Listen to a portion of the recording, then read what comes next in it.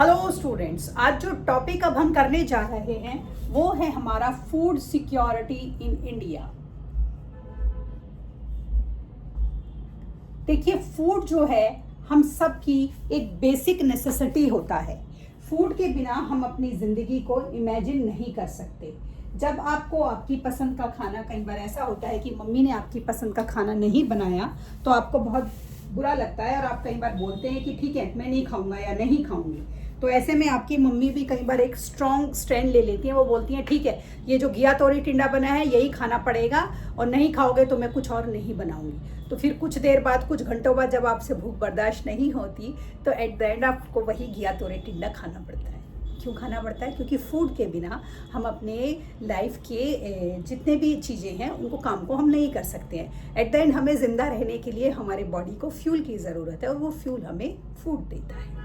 ठीक है, तो ये तो रही थोड़ी सी एक मजाक की बात। अब आते हैं सीरियस टॉपिक पर, जो है हमारा फूड सिक्योरिटी। देखिए, आप, मैं या हम सब इतने ज़्यादा ब्लेस्ड हैं कि हमें अपनी फूड की नीड को पूरा करने के लिए किसी भी तरह के स्ट्रगल के बारे में नहीं सोचना पड़ता। लेकिन हमारे देश में अभी भी ऐसे बहुत बहुत सारे लोग हैं जो कि अभी भी फूड सिक्योर नहीं है। फूड इनसिक्योरिटी मतलब क्या है? मतलब कि अपने एक दिन में 2 मील की फूड की नीड को भी वो पूरा नहीं कर पाते हैं due to any of the reason. वो रीज़न्स हम अपने पिछले एसएसटी के बहुत सारे टॉपिक्स में, पॉवर्टी हो गया, रिसोर्स हो गया, इन सब में हम इन सारी चीज़ों को काफ़ी हद तक डिस्कस कर चुके हैं। तो जो फूड की सिक्योरिटी होती है उसके हमारे मेन 3 फीचर होते हैं। पहला होता है availability of food. Availability of food का क्या मतलब है? आप फूड को तभी यूज़ कर सकते हैं जब वो फूड आपके आसपास अवेलेबल हो।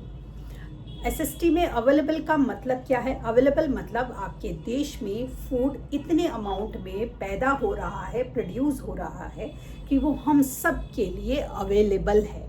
मतलब हम सब उसको बहुत ज़्यादा पैसा खर्च करने की हमें ज़रूरत नहीं, हम उसको बेसिक पैसा खर्च करके फूड को, अवेलेबल हमारे पास है फूड, हम फूड को खरीद सकते हैं। अब यहाँ पर जब मैं फूड की बात कर रही हूँ तो मैं एग्जॉटिक फूड या एग्जॉटिक फ्रूट्स की बात नहीं कर रही हूँ, या मैं बेसिक नेसेसिटी की बात कर रही हूँ कि अपने स्टमक को फुलफिल करने के लिए, अपनी कैलोरी की नीड को पूरा करने के लिए जो हमें रोटी दाल चाहिए, मैं सिर्फ रोटी दाल या चावल बेसिक चीज़ों की बात कर रही हूँ, वो हमारे देश में कहीं पर भी अवेलेबल हो और कोई भी इंसान, चाहे जिस उसका इकोनॉमिक स्टैंडिंग कुछ भी हो, वो उस फूड को, उसको वो अवेलेबल हो कि वो उसको आसानी से लेकर अपनी ज़रूरत के हिसाब से पका कर खा सके। तो फूड सिक्योरिटी का जो पहला कैरेक्टरिस्टिक्स होता है अवेलेबिलिटी, मतलब देश में इतनी पैदावार हो रही है, इतना प्रोडक्शन हो रहा है कि जगह जगह फूड की अवेलेबिलिटी पूरी की पूरी इंश्योर्ड है। इसका दूसरा हमारा कैरेक्टरिस्टिक्स आता है एक्सेसिबिलिटी। एक्सेसिबिलिटी का मतलब हमारा क्या है कि हर, ना केवल फूड है बल्कि हर किसी को एक्सेसिबल भी है। मतलब आप ऐसी जगह रह रहे हैं जहाँ पर आपके लिए उस फूड को खरीदना आपके बस में है, in any of the way. चाहे कुछ भी आप बस में, अब मैं बोल रही हूँ बस में मतलब आप चाहे पैसों की टर्म्स में बोलें, चाहे खरीदने की टर्म्स में बोलें, चाहे उसको घर लाना है, दूर ऐसी जगह रहते हैं, एक्सेसिबल है, आपको आसानी से आप उसको एक्सेसिबल कर सकते हो विदाउट एनी बहुत ज़्यादा एफर्ट के बिना। तीसरा होता है हमारा अफोर्डेबिलिटी। अफोर्डेबिलिटी मतलब जो कि फूड आपके आसपास चारों तरफ आपको लग रहा है, आप उसको खर्च करने के लिए, जो भी खरीदने के लिए जो आपको खर्च करना पड़े, वो पैसा आपके पास होना चाहिए। अगर हमारे पास वो बेसिक पैसा नहीं है तो अगर फूड एक्सेसिबल भी है, अवेलेबल भी है, तो भी अगर हमारी अफोर्डेबिलिटी नहीं है तो हम उसको नहीं खरीद सकते हैं। तो अफोर्डेबल होना भी तो ज़रूरी है कि हम उसको खरीद सकें, तभी हम अपनी फूड की नीड को पूरा कर पाएंगे। सो ये जब चीज़ें तीनों पूरी होती है किसी भी इंसान या परिवार के जीवन में, तो हम बोलते हैं कि वो फैमिली या वो पर्सन फूड सिक्योर है, कि मतलब फूड उसके पास अवेलेबल है, उसको फूड की एक्सेसिबिलिटी है और वो फूड की अफोर्डेबिलिटी भी कर सकता है, मतलब वो फूड को खरीद कर खा भी सकता है। तो यानी कि वो पर्सन या वो परिवार फूड सिक्योर है। इवन नेशन भी, बहुत सारे ऐसे भी नेशन होते हैं कि कई बार उनके देश में कुछ इस तरह के नेचुरल डिज़ास्टर्स आ जाते हैं कि वो फूड इनसिक्योर हो जाते हैं for a short period of time. तो ऐसे में बहुत सारे वर्ल्ड के नेशंस, उनको आप देखते हैं ना, न्यूज़ में सुनते हैं कि मदद की गई, दवाइयाँ पहुंचाई गई, अनाज पहुंचाया गया, खाने के पैकेट्स पहुंचाए गए। तो ये मोमेंटरी होता है, परमानेंट नहीं होता, बट फॉर दैट पीरियड जो कि हमारा टेम्पररी होता है, वो फूड इनसिक्योर हो जाते हैं।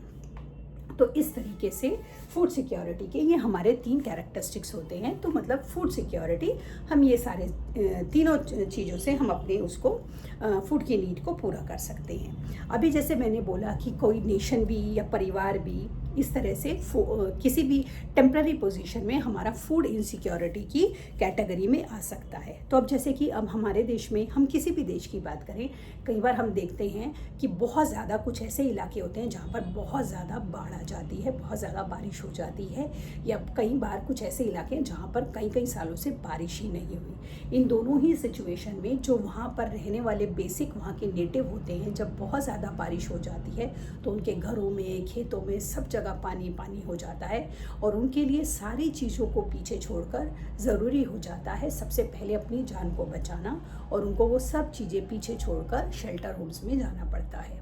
इसी तरह जब बहुत ज़्यादा लंबे समय तक बारिश नहीं होती तो फसलें जो हैं, ऑब्वियसली पानी चाहिए सिंचाई के लिए, इरिगेशन के लिए, वो फसलें ख़राब हो जाती हैं और वो अपनी बेसिक फूड की नीड को भी पूरा नहीं कर पाते।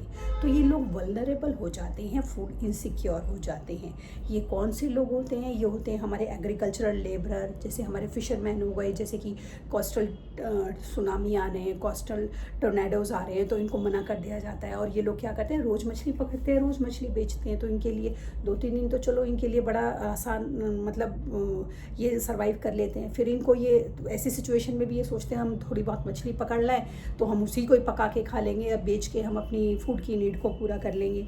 इसी तरह ट्रांसपोर्ट वर्कर्स हो गए, कैजुअल लेबरर्स हो गए, ये लोग इस तरह के लोग होते हैं। They are more prone to be food insecure, क्योंकि वो इस तरह का उनके पास सिनेरियो है, उनका काम करने का तरीका है कि वो फूड इनसिक्योर बहुत जल्दी हो जाते हैं। इसी तरह से ना, जब ये सिचुएशन केवल एक परिवार पर नहीं, हम देश पर भी लगाते हैं, तो टेम्प्रेरी ये जो चीज़ें होती हैं टेम्प्रेरी होती हैं। समय के साथ साथ जब उन तक मदद पहुंच जाती है तो शायद वो ठीक भी हो जाता है, लेकिन इन द मीन टाइम वो मदद पहुंचती है, कई बार बहुत ज़्यादा डैमेज हो चुका होता है।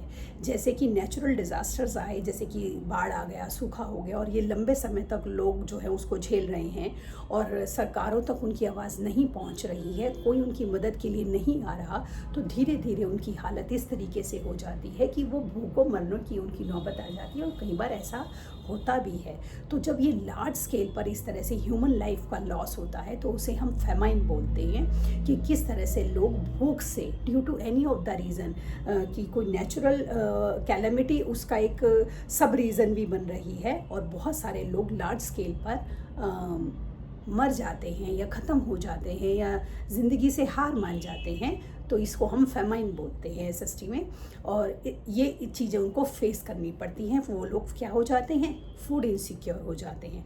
और ये किसी भी ह्यूमैनिटी के लिए, किसी भी नेशन के लिए, किसी भी स्टेट के लिए ये एक बेहद ही, हम बोलें कि बेहद ही एक शेमफुल बात है कि हम अपने ही लोगों की मदद नहीं कर पा रहे, कि हमारे जैसे ही हमारे देश के कुछ लोग जो हैं किसी भी ऐसी वजह से वो फूड इनसिक्योर होकर उनकी लाइफ के लॉस हो रहे हैं। तो एज अ नेशन, ये एज अ नेशन, और हम बोलें या एज अ कंट्री मैन, ये हम सब लोगों की रिस्पॉन्सिबिलिटी बनती है कि हम उन सब लोगों को, अपने आसपास के लोगों की ज़रूरतों के प्रति कुछ सेंसिटिव हों और उन सब चीज़ों को इंश्योर कर सकें, जो कि किसी की भी लाइफ से बहुत ज़्यादा, किसी की भी लाइफ जो है इन सब चीज़ों से ऊपर है ना। तो ये सब चीज़ें नहीं होनी चाहिए। अगर हम जागरूक हैं और अगर हम रिस्पॉन्सिबल सिटीज़न हैं तो हमारे देश में ऐसी चीज़ें होने की गुंजाइश फिर बहुत कम हो जाती है। ठीक, तो आज की टॉपिक में, आज की क्लास में इतना ही। कल की क्लास में आगे का करेंगे। तब तक के लिए शुभ रात्रि।